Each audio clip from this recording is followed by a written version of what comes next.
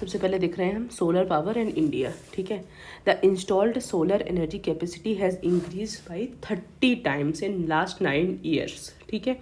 And अभी हमारी stand at 66.7 gigawatt as of May 2023। 30 time increase हुई है लास्ट 9 साल में, ठीक है। By 2030, Indian government intended to increase installed capacity of renewable energy to 500 gigawatt. By 2030, India has pledged to obtain nearly half of its energy from non-fossil fuel source, and in short term, solar energy will account for at least 60% of the total. मतलब हमने target रखा है कि 2030 तक हमारी जो total energy होगी उसमें से हम 50% फॉसिल फ्यूल से लेंगे और 50% हम नॉन फॉसिल फ्यूल सोर्स से लेंगे, और उसमें जो सोलर एनर्जी है वो 60% पार्ट को कॉन्स्टिट्यूट करता है। हमारा नेट जीरो टारगेट है by 2070। India rank 3rd in global energy consumption and 5th in solar power capacity. ये हमारा 2024 का डेटा है, ठीक है। मतलब सोलर पावर कैपेसिटी में इंडिया की रैंक 5वीं है और 3rd है ग्लोबल एनर्जी कंजम्पशन में। अब हम देखते हैं टेक्नोलॉजी की फीचर्स क्या है और एग्जांपल्स, ठीक है। Floating solar power plant, solar panel on water body reduce land use and increase efficiency. 600 megawatt floating solar plant eight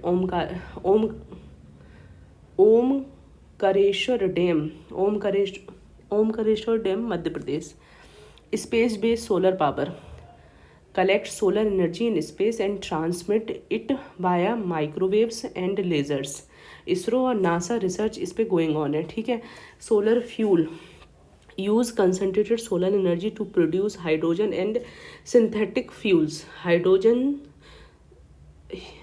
halogens solar powered hydrogen production. Bifacial solar cell capturing sunlight from both sides, boosting efficiency by 30%. Rapid adoption in solar farms. अब है हमारा PM Modi 10-point action plan to promote solar power.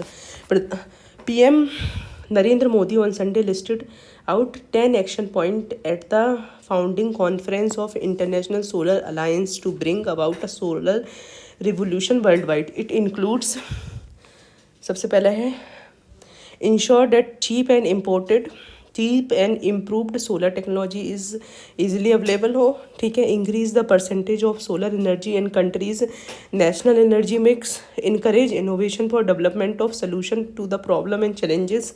Ensure concessional and risk free funding for solar projects. मतलब available हो, solar का part बढ़े, innovation लाना है, उसमें हमें फंडिंग भी थोड़ा रिस्क फ्री मिल जाए।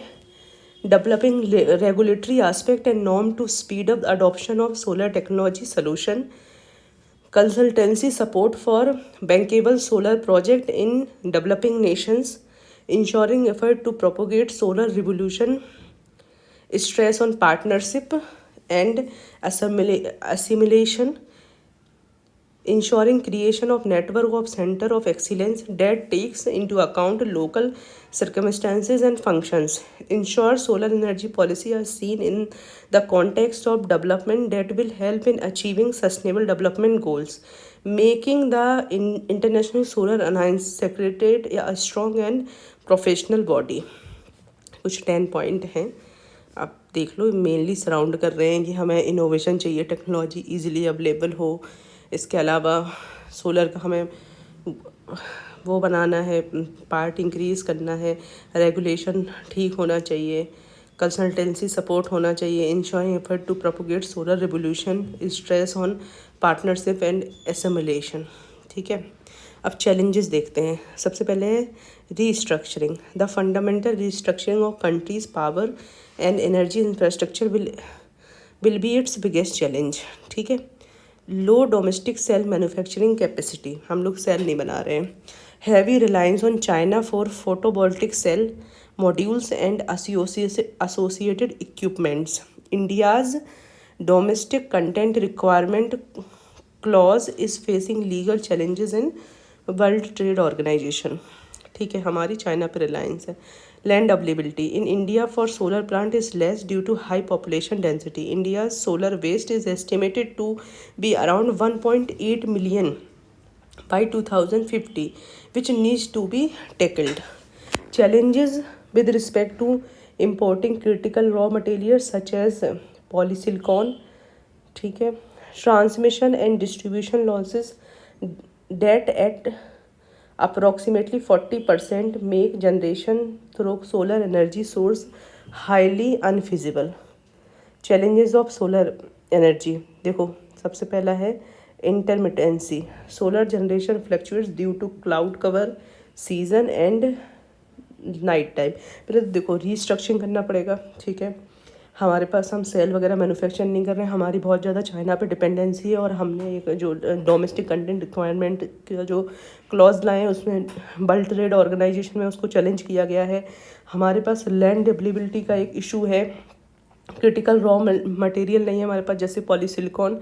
ट्रांसमिशन और डिस्ट्रीब्यूशन में 40% लॉसेज होते हैं, ठीक है। अब देखते हैं जो सोलर एनर्जी स्पेसिफिक जो है, इंटरमिटेंसी, मतलब क्लाउड वगैरह हो गए, सीजन नाइट टाइम में तो सूरज रहेगा नहीं। Shortage limitation, battery shortage remains expensive and need technological advancement.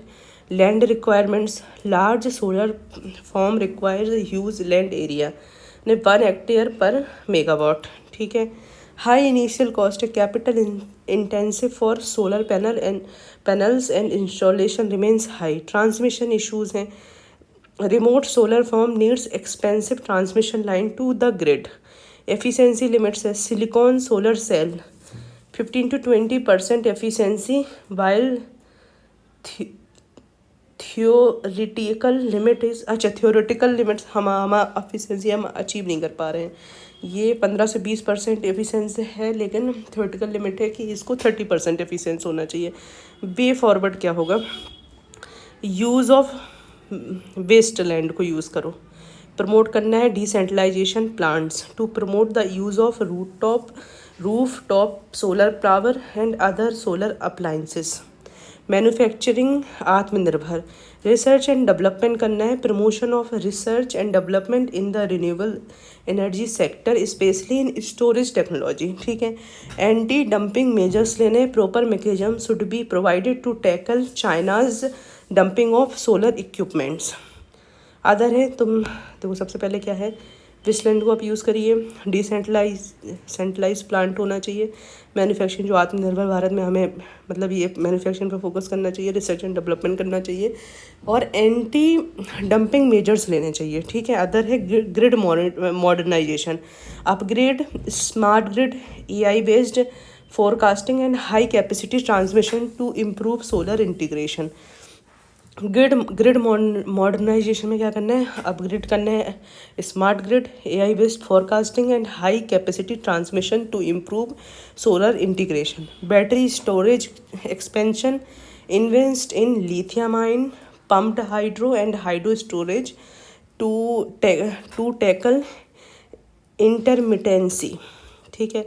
Boost करना है हमें डोमेस्टिक मैन्युफैक्चरिंग, स्ट्रेंथन करना है PLI scheme, develop full solar supply chain and promote indigenous research. Green financing and incentives, expand solar specific green bond subsidies and tax benefit for investor and consumers.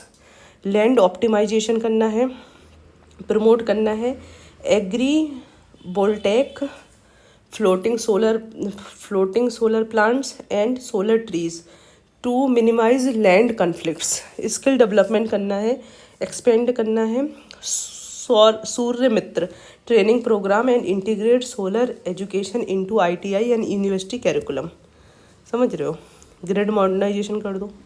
Battery नहीं है तो उसके लिए battery storage की व्यवस्था करो, boost करो domestic manufacturing sector, green financing कराने की ज़रूरत है, लैंड को ऑप्टिमाइज़ करना है, सोलर ट्री और एग्री वोल्टेक और फ्लोटिंग सोलर प्लांट बनाना है, स्किल डेवलपमेंट करना है, सूर्य मित्र ट्रेनिंग प्रोग्राम को हमें स्कूल वगैरह में इंट्रोड्यूस कराना है।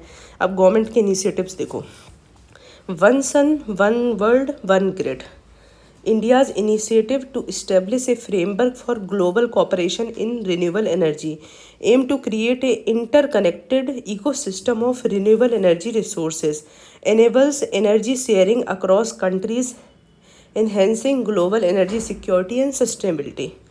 International Solar Alliances, a global initiative co-funded by India to promote solar energy adoption. ठीक है, target development of over 1000 gigawatt of solar generation capacity worldwide by 2030. Plan to mobilize investment exceeding 1 trillion for solar infrastructure. बाप रे. Ultra mega solar power projects. Large scale solar power plant planned by Ministry of New and Renewable Energy. Ultra mega solar power project. Goal क्या है? Established at least 25 solar parks and ultra mega solar power projects. Support the national solar mission by increasing renewable energy production. Rooftop solar scheme. Encourage the installation of solar panel on residential and commercial rooftop. Promote decentralized energy generation and reduce grid dependency. Srishti scheme. Sustainable rooftop implementation for solar transfiguration of India. Srishti scheme focus on promoting rooftop solar power projects, provide financial and policy incentives to increase solar energy adoption. PM cushion. प्रधानमंत्री किसान ऊर्जा सुरक्षा एवं उत्थान महाअभियान launch हुआ था 2019 में. This scheme provide solar powered irrigation pump to farmers, aim to reduce diesel dependency and promote clean energy in agriculture sector. Atal Jyoti Yojana 2016 introduced in 2016 focusing on solar power accessibility in rural area, provide solar street light in remote and under electrified areas, enhance rural electrification and energy security. मतलब हम देखेंगे अगर तो वही समझ लो सकते one sun one world one grid. ठीक है. इंटरनेशनल सोलर अलायंस इसमें रखना है. कुछ ये ultra mega solar power projects जो बना रहे हैं उसकी बात करनी है. रूफ टॉप सोलर स्कीम जो है उसकी बात करनी है. सृष्टि स्कीम जो है sustainable roof top implementation for solar transfiguration of India. और PM कुसुम की बात करनी है. अटल ज्योति योजना की बात करनी है. ठीक है. इंडिया की फोकस क्या है? Methanol and biomass. Bio-CNG vehicle with 20% blending in petrol is also a target for the government. The twin challenge. India has a twin challenge of providing more as well as cleaner energy to the population. In India, hydrogen-based FCV. It is likely to change landscape of renewables. Grid को integrate करना है. Energy transition. National Green Hydrogen Mission. It has been launched to enable India to be energy independent by 2047. ठीक है. अब आते हैं हम. ये हमारा ख़त्म हो गया. मतलब मेथनॉल और बायोमास हो गया. ट्विन चैलेंज समझ आ रहा है. Hydrogen based FCB. हमें ग्रिड को इंटीग्रेट करने की ज़रूरत है.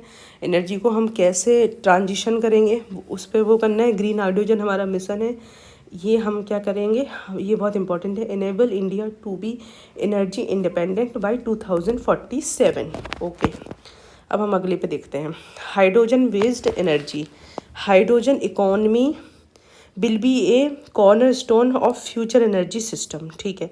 A clean fuel. It is an energy carrier that can be used for broad range of applications. About hydrogen as a fuel. Hydrogen is a key industrial fuel that has a variety of application including production of ammonia, a key fertilizer, steel refineries and electricity. ठीक है. ये ammonia के production में steel refineries and electricity. Hydrogen fuel is a clean energy source that can be used for power generation. ठीक है. Transportation and industrial application.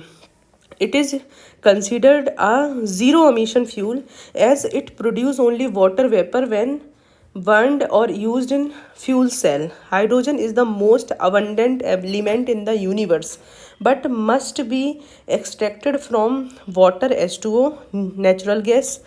या फिर biomass से, ठीक है।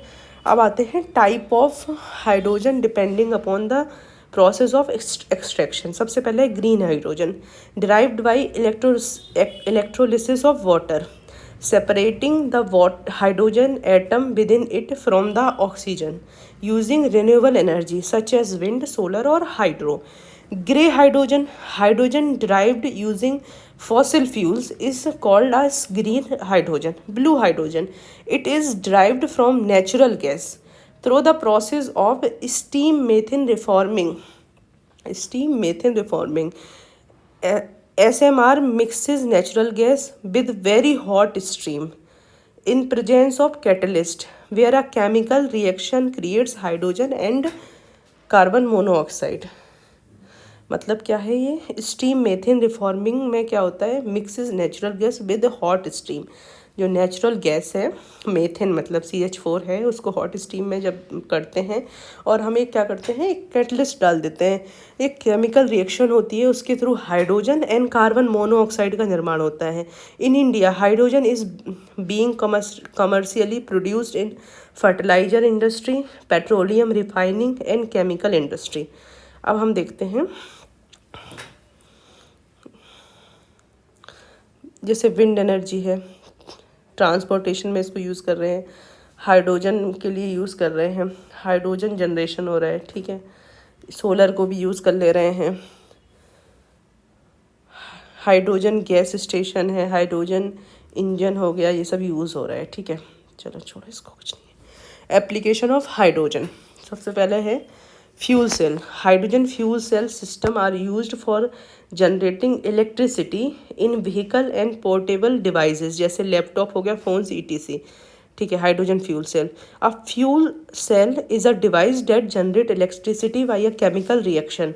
Only water vapour and heat are emission from fuel cell, used in electrical vehicle, backup power system and space mission में, ठीक है। तो हाइड्रोजन को आप as a fuel cell use कर रहे हो।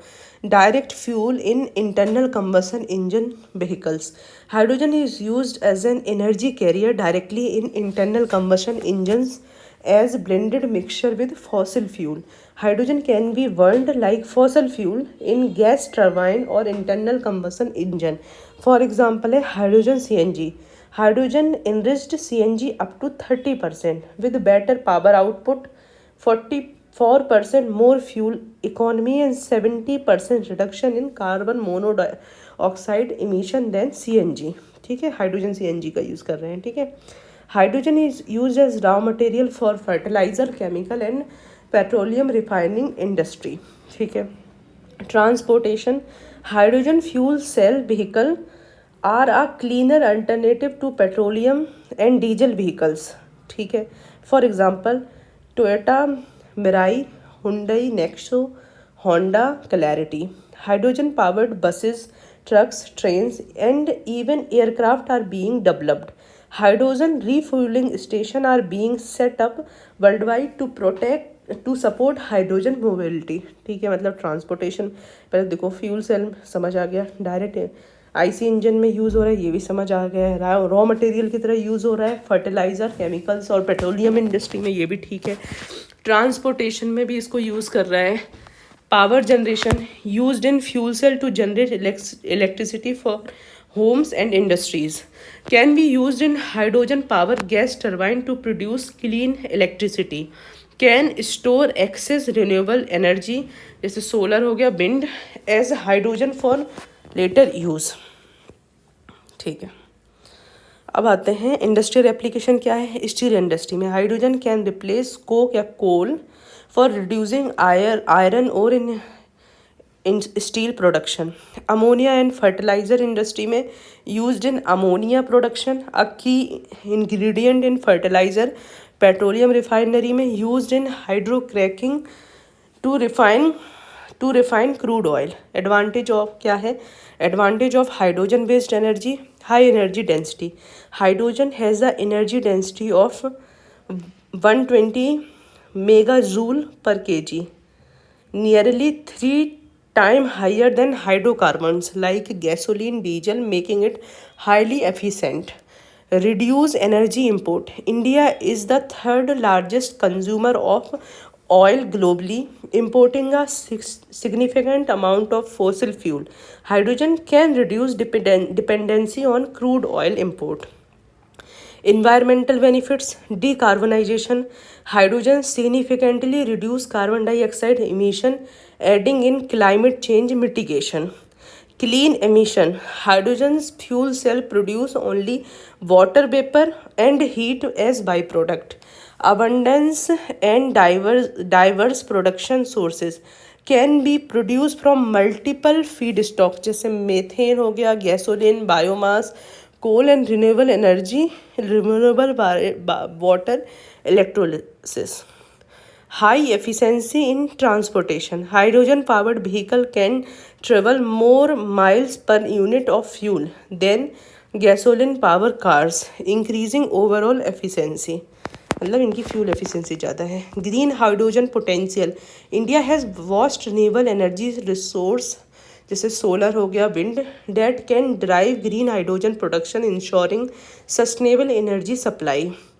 Geographical advantage. India's abundant solar and wind energy make it ideal for large scale green hydrogen generation. ठीक है. Boost to EV market. Hydrogen fuel cell vehicle provide an alternative to battery EV, especially for long range transportation and heavy duty vehicles. Employment generation. Hydrogen energy economy is expected to create 30 million jobs globally by 2030. मतलब हम कह रहे हैं advantage क्या है. सबसे पहले तो क्या है, हाई एनर्जी डेंसिटी है, हमें उससे एनर्जी ज़्यादा मिलेगी. ठीक है, 3 टाइम ज़्यादा. फॉसिल फ्यूल का इंपोर्ट हमारा कम करेगा, समझ आ रहा है. इन्वायरमेंट के लिए भी बेनिफिशियल. ठीक है. Abundance and diverse production source है. हाई एफिशिएंसी है ट्रांसपोर्ट में. ग्रीन हाइड्रोजन का हमारे पास काफ़ी अच्छा पोटेंशियल है. जियोग्राफिकल एडवांटेज है. बूस्ट ईवी मार्केट और एम्प्लॉयमेंट जनरेशन है. अब आते हैं चैलेंजेस क्या हैं. सबसे पहला चैलेंज है high production cost. Green hydrogen currently cost 300 to 400 per kg, making it expensive compare to conventional fuel. ठीक है. Electrolysis is energy intensive and require further cost reduction through technological advancement. ठीक है. Infrastructure gap क्या है. Limited hydrogen refuelling stations, pipelines, storage facilities hinder large scale adoption. Storage and transport issue है. Hydrogen is heavily flammable and require advanced safety measures. Storing hydrogen as liquid required cryogenic temperature minus 253 degrees Celsius. Hydrogen gas needs to be compressed to 700 times atmospheric pressure for storage and transportation. Limited hydrogen production capacity. Currently 95% of hydrogen production is from fossil fuel. Grey hydrogen contributing to carbon emission. Energy intensive production process. Green hydrogen production through electrolysis demands high renewable energy input. A heavily efficient electrolysis system requires 39 kilowatt electricity to produce 1 kg of hydrogen. End use challenges. Majority of hydrogen demands coming from ammonia production and oil refinery rather than clean energy application. High production cost समझ आ रहा है. Infrastructure gap है, हम कैसे इसको transport करेंगे, storage करेंगे. Limited hydrogen production capacity. ठीक है. और हमें ये बेसिकली एनर्जी इंटेंसिव होता है इसको बनाना. ठीक है. वे फॉरवर्ड देखते हैं. Policy and regulatory framework. Developing hydrogen safety code and standard for hydrogen based transport and industrial application. Hydrogen blending mandates for industrial and domestic use. Implement करना है green hydrogen mandates, subsidies, carbon credit to support cost reduction. Cost reduction through R&D करना है. Invest in advanced electrolysis, AI driven efficiency improvement and new catalyst. development of low cost high efficiency hydrogen fuel cell. Infrastructure development करना है हमें. Expansion of hydrogen refueling station and transport pipeline. Research on safe, cost-effective hydrogen storage technology, including solid-state storage. International collaboration and investment. Strategic partnership with Germany, Japan, South Korea, Australia for technology transfer.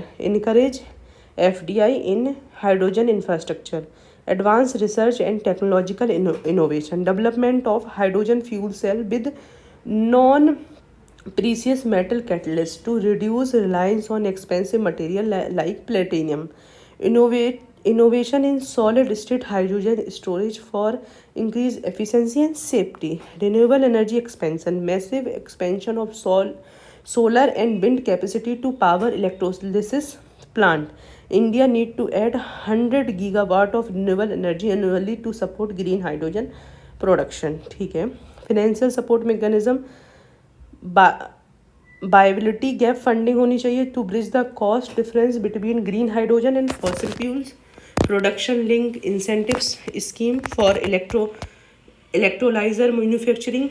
Tax exemption and duty reduction for hydrogen production equipments. अब आते हैं national green hydrogen mission. Objective क्या है? Global leadership हमें बनानी है. Establish India as a global hub for production, utilisation and export of green hydrogen. Sustainability.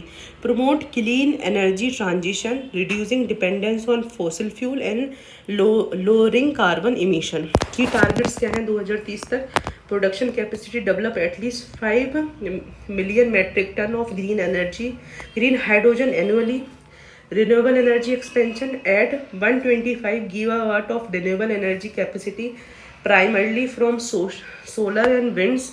Invest and job creation. 8 lakh crore in investment in green hydrogen sector. 6 lakh new employment opportunity across the value chain. Import reduction. Cut 1 lakh crore worth of fossil fuel import, strengthening energy security.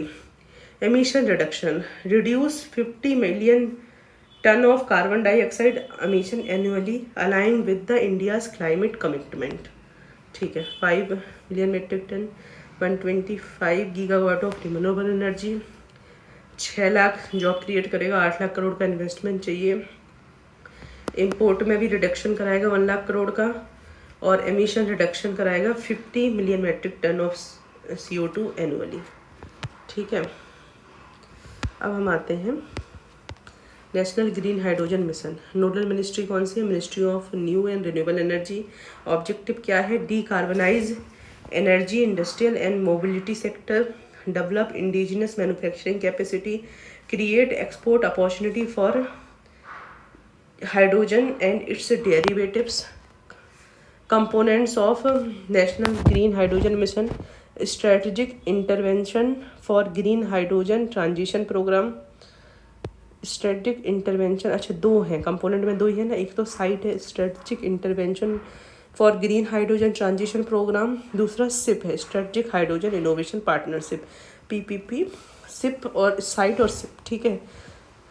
Green hydrogen is not commercially viable at present. Currently cost in India is around 350 रुपये से 400 रुपये per kg है.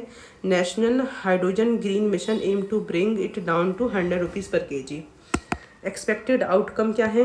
At least हमें 5 million metric ton of green hydrogen annually produce करनी है. ये क्या करेगा? 1 lakh crore fossil fuel import में सेव करेगा, 6 लाख जॉब क्रिएट करेगा, और क्या करेगा? 50 million metric ton carbon dioxide को एनुअली जो एमिशन है उसको अवॉइड करेगा. 8 लाख करोड़ इन्वेस्टमेंट चाहिए इस सब के लिए. Hydrogen and green hydrogen.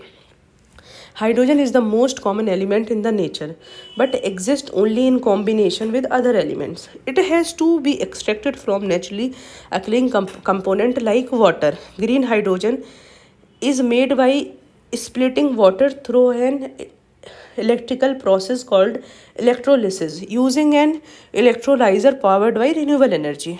ठीक है. अभी वही, अगर नेचुरल गैस यूज़ किया तो ग्रे है, ब्लू भी है, जब हमने क्या किया, जो CO2 निकल रहा है उसको हम स्टोरेज कर रहे हैं और यहाँ नेचुरल गैस वो करने दे रहे हैं। ग्रीन हाइड्रोजन क्या है, ग्रीन इलेक्ट्रिसिटी, वाटर, ये सब वो बना दे रहे हैं, ठीक है। अब आते हैं सब मिशन। साइट है पहले तो और सिप है। साइट क्या है, strategic intervention for green energy transition programme, financial incentive mechanism to promote the domestic manufacturing of electrolyzer and the production of green hydrogen, support for large scale green hydrogen production facilities through competitive bidding and subsidies, encourage for industrial and mobility sector adoption of green hydrogen hub, identification of specific region with green renewable energy potential and industrial demand for green energy, ठीक है। Development of infrastructure for large scale production and utilization, establishment of hydrogen valleys with integrated supply chains enabling cost reduction and efficiency improvement, ठीक है। मतलब एक site choose कर लिया आपने। फिर SHIP, strategic hydrogen innovation partnership, a PPP framework focus on research and development, support for innovation in hydrogen storage, transport and end use applications, collaboration between government agencies, industries and academic institutions, skill development and capacity building, creation of coordinated skill development program to train professionals in green energy technologies, strengthening of technical institution and training center to cater the sector's workforce demand, inclusion of hydrogen related courses in academic curriculum to build future expertise। Additional initiatives क्या ले सकते हैं, policy and regulatory support होना चाहिए, development of national green hydrogen policy to provide clarity on regulatory framework, implementation of wheeling, banking and open access policy for renewable energy dedicated to hydrogen production, ensuring grid stability with high renewable energy penetration, research and innovation, promotion of advanced electrolyzer technology with higher efficiency and lower cost, development of hydrogen storage and transportation solution including pipeline and liquid hydrogen carriers, support for new application of hydrogen in steel, cement, mobility and power sector, international collaboration and export promotion, partnership with global green hydrogen leaders like European Union, Japan, USA, development of export oriented infrastructure for green hydrogen and its derivatives like green ammonia, positioning India as a key supplier to the country with hydrogen import target, for example Germany, South Korea। Potential क्या है, parameter और impact क्या होगा, ठीक है। Parameter है एक तो energy security, reduce fossil fuel dependency, enhance self sufficiency, economic growth, attract 8 lakh crore in investment, generate employment, environment impact, cut 50 million metric ton of carbon dioxide emission annually, supporting climate goal, industrial advancement, promote hydrogen based industries, boost domestic electrolyzer manufacturing, global competitiveness, strengthening India's position in global green hydrogen economy। Challenges क्या है, high initial cost है, electrolyser manufacturing and green hydrogen production requires high capital investment, infrastructure gap है, lack of green transportation and storage infrastructure, technological maturity नहीं है, need for breakthrough in cost efficient electrolyser and hydrogen storage, policy coordination, require integration of hydrogen policies with renewable energy and industrial policies. Way forward क्या है, financial incentives, expanding production linked incentive scheme for electrolyser, research and development investment, increase funding for hydrogen innovation and technology scaling, strategic partnership collaboration with global player for knowledge transfer and market access, regulatory framework, clear guideline on hydrogen production, transportation and safety standards. Conclusion क्या है, national green hydrogen mission is a transformative initiative aimed at positioning India as a leader in green hydrogen economy by leveraging Renewable energy, fostering innovation and enabling policy support. The mission has potential to decarbonize industries, enhance energy security, and create economic opportunity on a large scale. However, addressing technological, financial, and infrastructure challenges will be crucial for long term success. ठीक है.